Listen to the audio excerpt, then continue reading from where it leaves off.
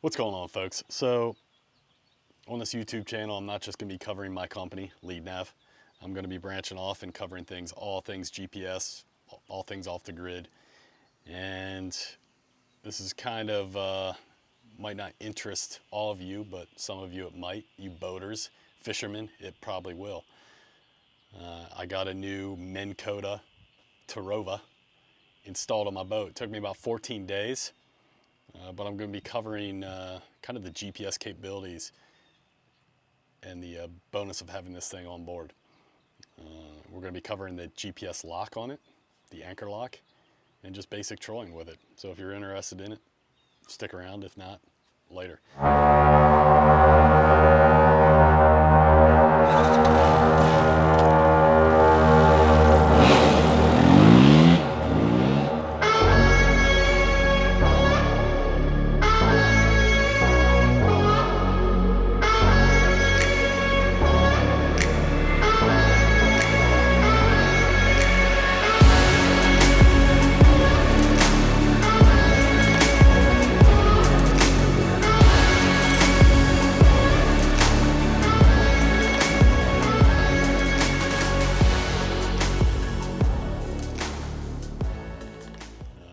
Been a busy 2 weeks. I've had this boat ripped apart. I was kind of thinking about every cut I made a dozen times before I made it. How I wanted to install it, how I wanted to support it on the boat was kind of a concern.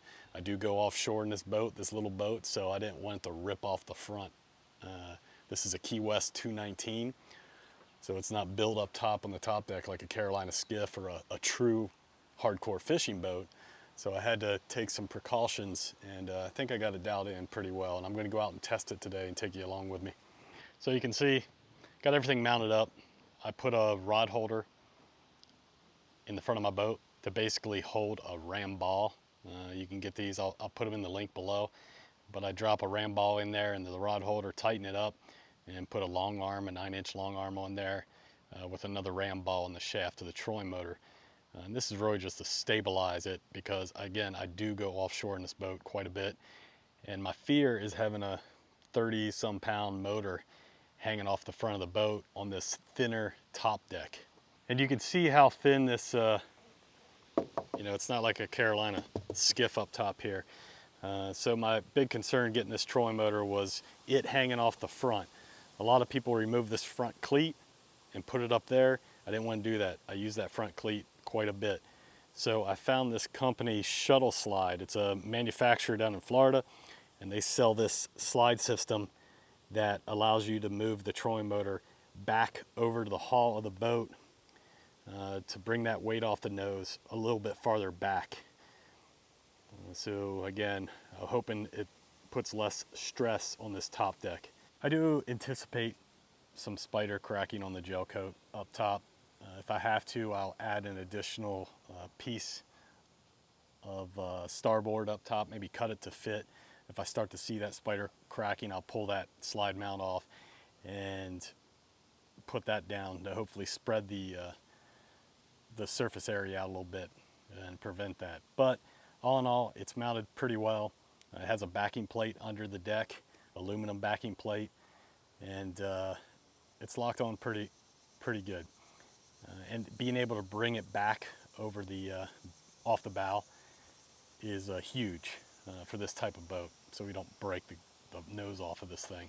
I would say the most difficult thing in installing this whole thing, other than thinking it all out in my head before I started drilling holes in the boat, was running the trolling motor line from the front of the boat into the center console. Nightmare. You could get these boats pre-rigged, but from what I've heard, they pre-rig them a lot with 8-gauge wire. Minn Kota for this 36-volt motor recommends 6-gauge wire, so I probably would have had to rerun it anyway. But I got it done.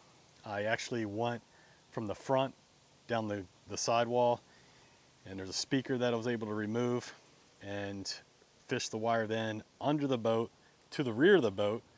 And then there was a port back there that I was able to see the cable and then rerun it forward. And I had to have my buddy pull the wires up through the center console boot. Again, it was a nightmare. It took me literally probably 6-7 hours to get that figured out, that part. And I went ahead and ran that into the center console, and then I have an onboard charger that I can just come home, plug into, which smart charges and maintains each battery.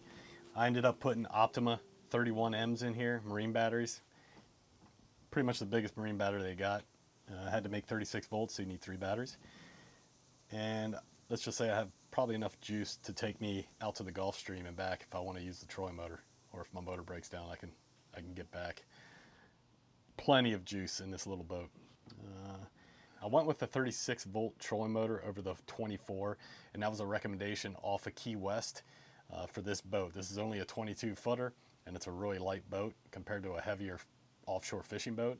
But they still recommended the 36 volt because I'm doing a lot of coastal and offshore fishing. The 24 volt would be probably plenty if you're inshore, but they recommended the 36 volt out in the heavy current that we come across in the bridge and on wrecks and the wind to keep this boat on station with its anchor lock, which I'll be showing you today. So everything feels pretty secure, but that's what today's going to be about. We're going to see how everything rides. In total, I added about 200 pounds to this boat. Each battery is 60 pounds. I got 3 of those. Even the onboard charger has a bit of weight to it. That's probably at least 10 pounds itself. And then the trolling motor, I can't really find online the total weight of the trolling motor. I can't even find, I wanted to find the difference between 24 volt and a 36 volt. I couldn't find it. If you know the total weights, you can put them in the comments below. But I would guess it's at least 36, 40 pounds of weight hanging off the nose. So again, I got well over 200 pounds added to this little boat, which is a full adult human. So we're gonna go out here today and just kind of see how everything rides with the additional weight. I'm hoping putting the batteries a little bit up front helps trim the boat a little bit, because we do when we put guys in the back, the nose lifts a little bit. So maybe the additional weight up front will actually help trim us out a little bit. I always run about half trim tab, so maybe that'll give us a little additional play in the trim tabs to help us out offshore. But that's kind of the overview of the install, and now we're going to take this thing, hook it up to the truck, take it down and get some gas, and I'm going to drop this right behind my house, and we're going to do a little test run down the intercoastal.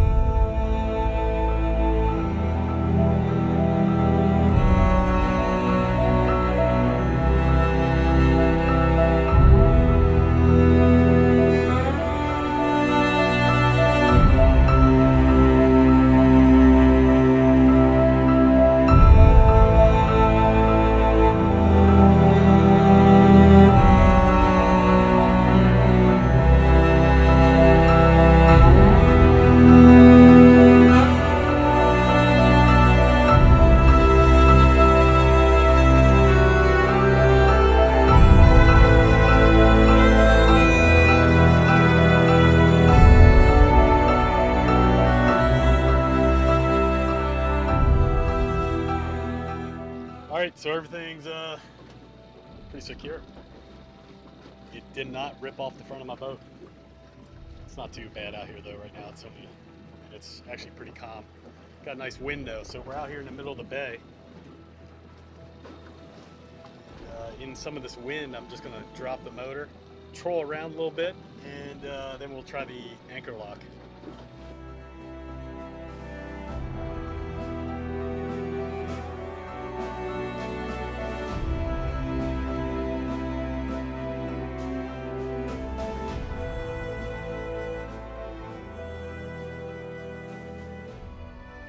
Alright, so I've been putting around a little bit. I'm out here in the middle of the bay.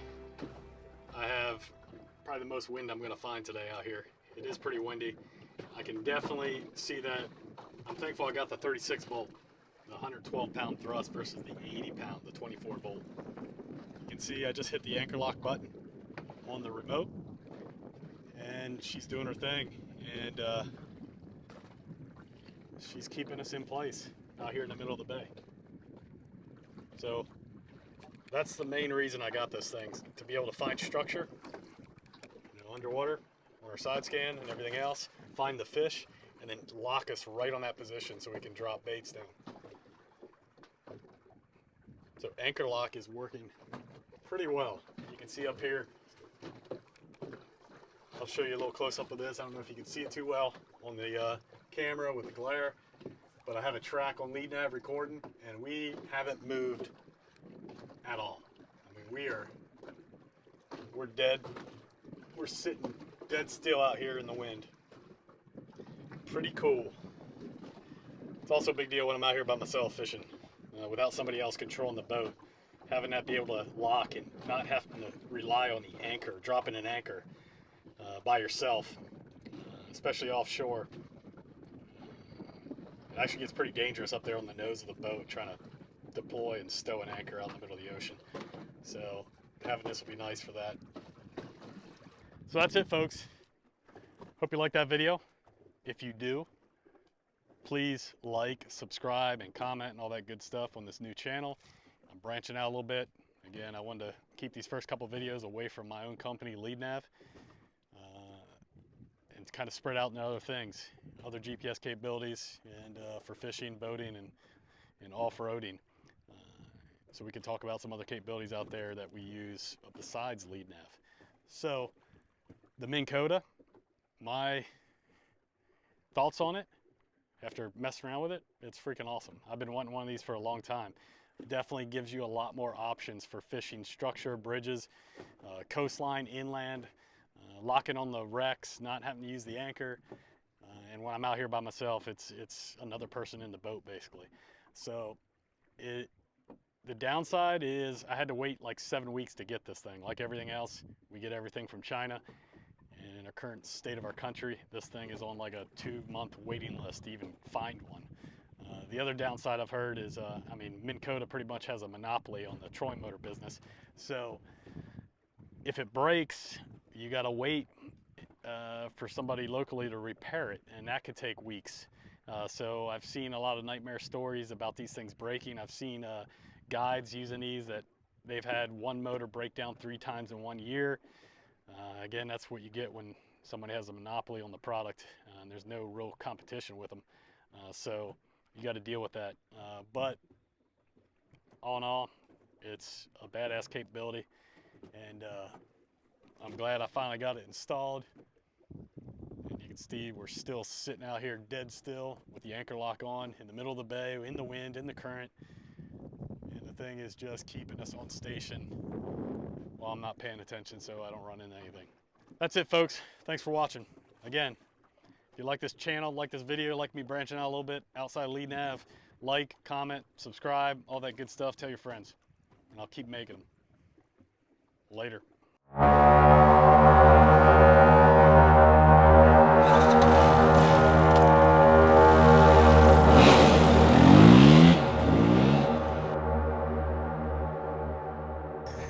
So done for the day.